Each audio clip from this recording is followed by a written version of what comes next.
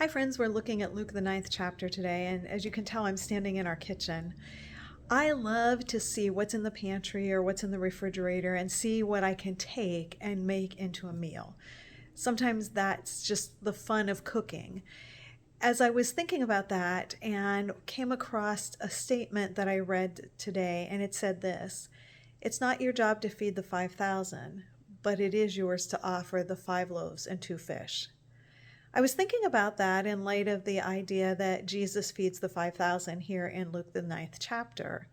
And what we see here is that Jesus is approached by the disciples who say, Can you send them away? It's time for them to eat. And Jesus says, No, you feed them.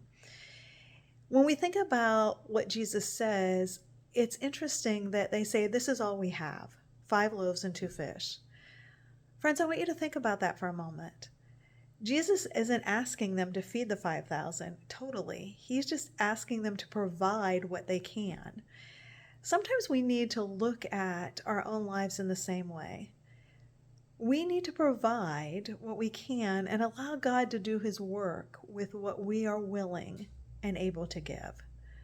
It's just like going into the pantry and saying, okay, what can I whip up for a meal with these limited resources that I have?